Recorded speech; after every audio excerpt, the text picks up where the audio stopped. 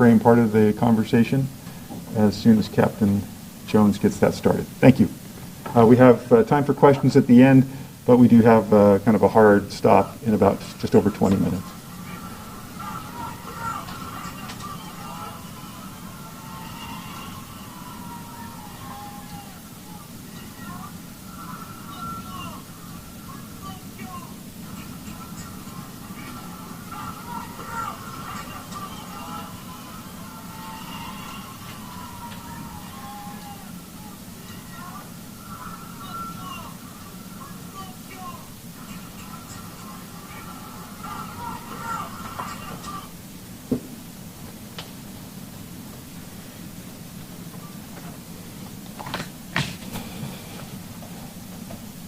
I'm going to take this off since I'm up here by myself.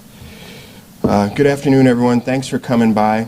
We wanted to take a few minutes today to talk about the planning for this Saturday's event, but I do want to take a moment to address what happened outside of our building last night. You've all seen the video. Last night there was an escalation in violence where someone threw a Molotov cocktail or kind of an improvised firebomb type device at officers. Injuring one was caught on fire, and actually the fire had to be put out by a fire medic who was close by. This type of violence accomplishes nothing. These attacks on police officers, this destruction of property, does nothing to advance the goals of the community, the values of the community, and what we're trying to accomplish as a police organization together with the community. So I just wanted to take a minute to thank the officers who are out there every night enduring this type of violence on a semi-regular basis. They're doing a tremendous job, but it's troubling to see that after 100+ days, this type of violence is continuing in our city. I'll start talking a little bit about Saturday. There's an event planned for Saturday. There's been a lot of talk about planning for this event, what things are going into it, how many people are showing up. I've got Deputy Chief Davis here to answer some questions at the end too as well, more specifics around the planning. But our goal is to help facilitate free speech. Our job is to create a safe environment for people to engage in free speech and exercise their First Amendment rights, and we plan to do that on Saturday. We've been working tirelessly the last 4 or 5 days, but these next few days we'll continue to work with our partners and put together a plan that will allow people to exercise their First Amendment rights safely. We're working with partners from Multnomah County Sheriff's Office, Oregon State Police, Washington County Sheriff's Office, Port of Portland, many other partners in the region. So I just want to let people know that we do have good partnerships still with our law enforcement partners, and we're working together to see what we can put together as far as resources for Saturday. So one of the asks I have of people in the community and people who are coming to this event on Saturday, we want a peaceful event. The things that we respond to are what is put in front of us. Really, the response from police is based on the actions of people in a crowd or at a gathering. So we ask that you come peacefully and engage in your free speech peacefully. We've had instances where groups have tried to come together and have altercations with each other. We're not wanting to see that in our city. We want people to come, exercise their rights peacefully, have a safe event. It's okay for us to disagree about things, but at the end of the day, doing so peacefully, letting people exercise their rights safely is very important. So that's my ask of the folks who are attending and of the community as well. I'll bring Chief Davis up if there's any questions specifically about Saturday or about any of the events planned for the weekend. Sorry if I missed it. Did you say which partners are going to be working on Saturday? Yeah, we're working with a bunch of partners right now. OSP, Multnomah County Sheriff's Office, Washington County, and I think some other partners we're in conversation with, and it just remains to see what resources they'll provide. Will any of those partners be providing a crowd control system? You know, at this point, we're still in contact with partners that may. I think it's going to depend on how fluid this situation is.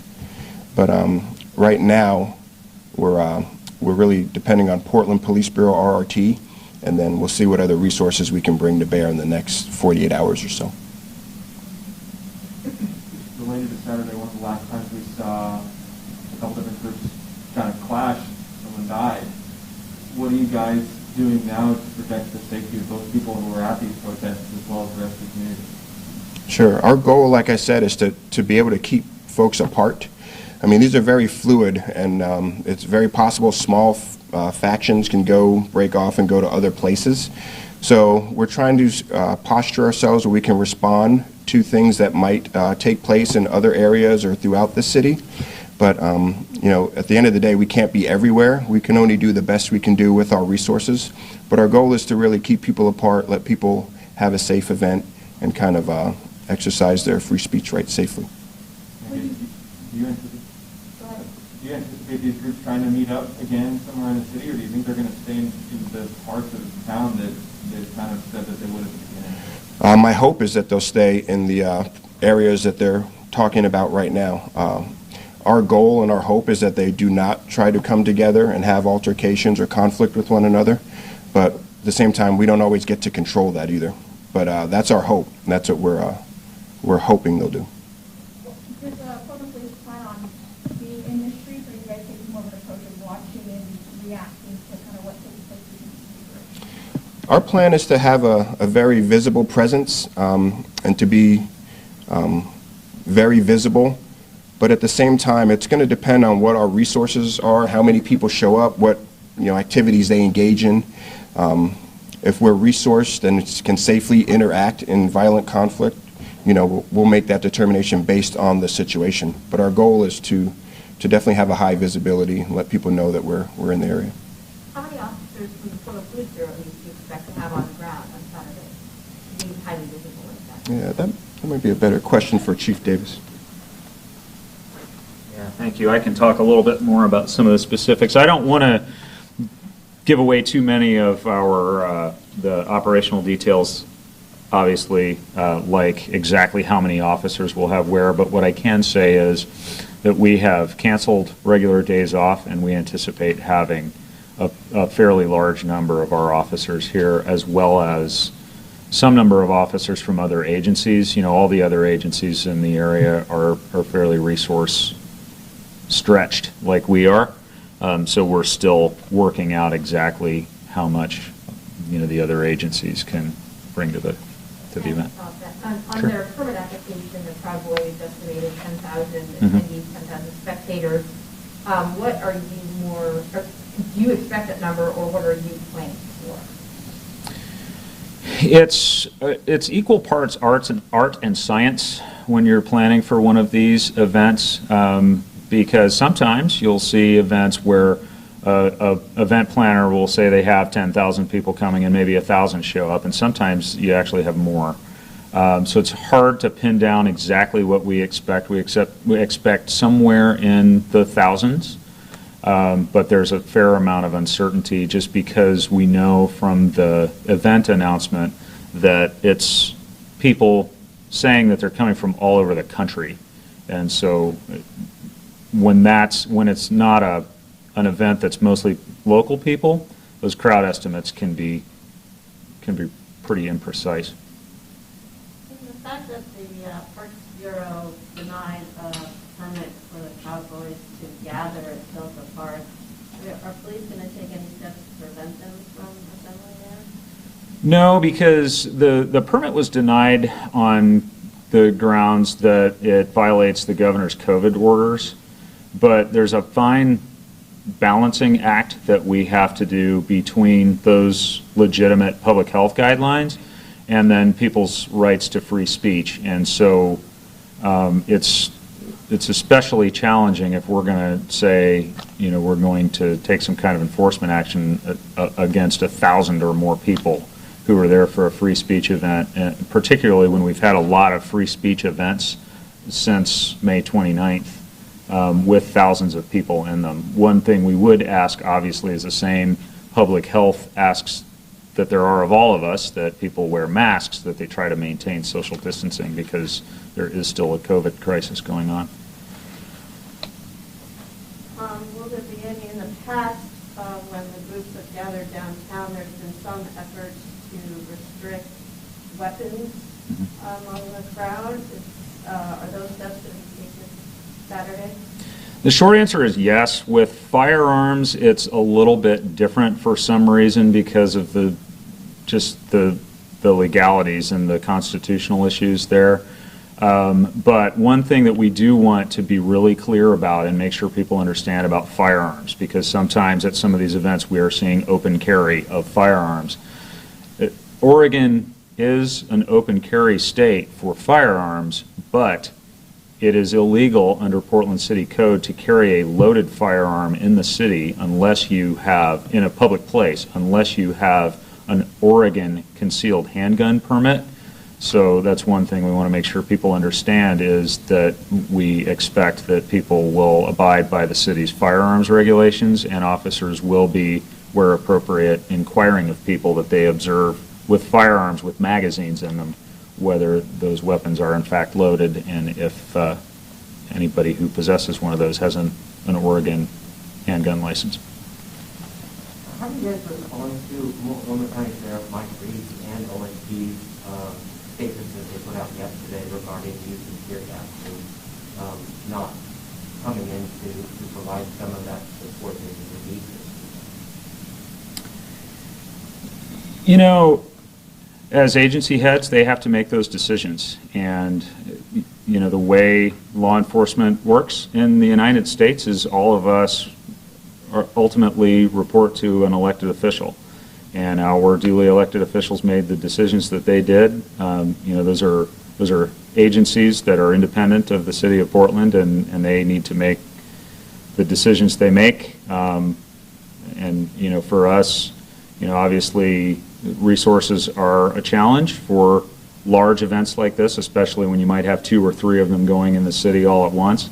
But, you know, in our conversations with the sheriff and with the state police, we've just tried to work around those issues and see where we still can engage those partners in ways that will be helpful to the city. And there will still be a presence from those agencies here.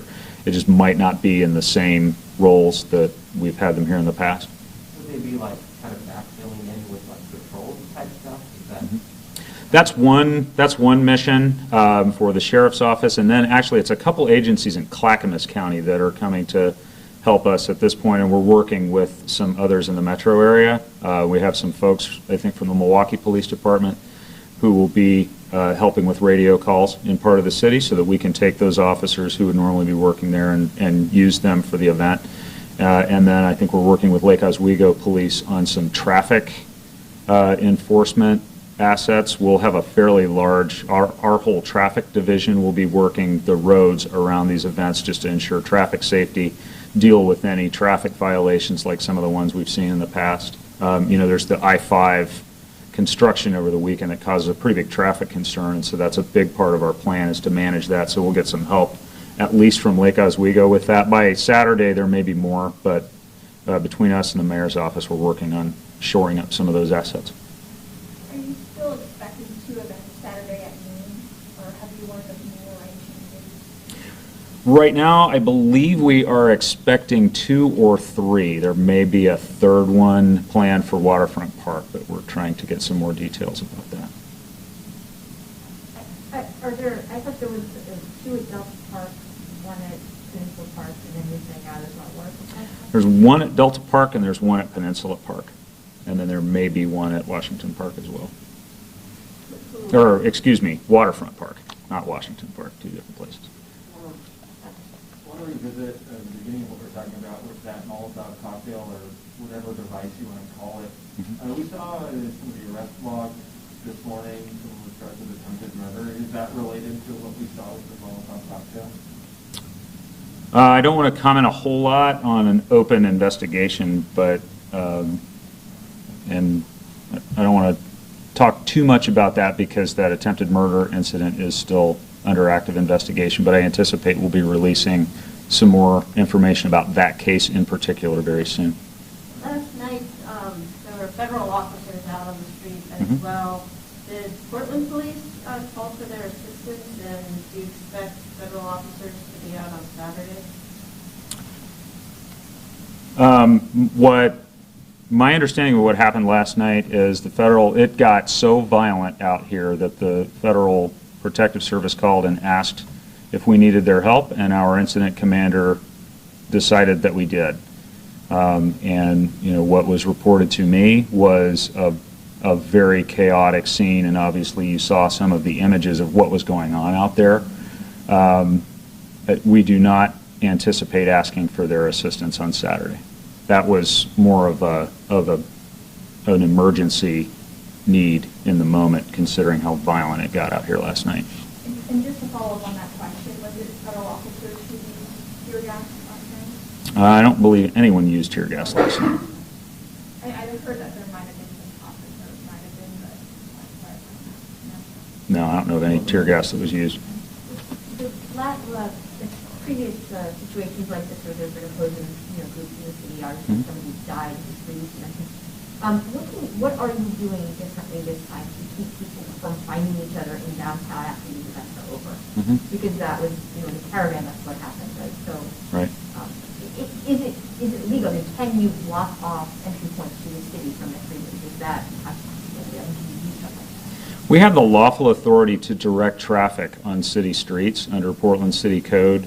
Obviously, we have to be able to articulate some reason for doing that, and we have to be very careful not to block a street or deny access to an area strictly because of somebody planning to exercise their First Amendment rights there. If we are trying to prevent violence, that is an option that we have. It's not the kind of thing that we will be able to come out publicly and say we're going to shut down downtown at this time, because it really just depends on the situation on the ground.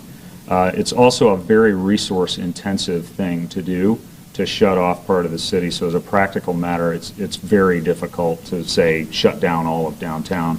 But we can, we do have the lawful authority to regulate traffic in order to maintain public safety. Does that answer your question? And I guess just more generally, what are you looking at differently this time based on what happened the last time? First of all, we're trying to have a lot more resources in place and a lot more visible, just uniform police presence, rather than such a heavy focus only on specialty crowd management public order units.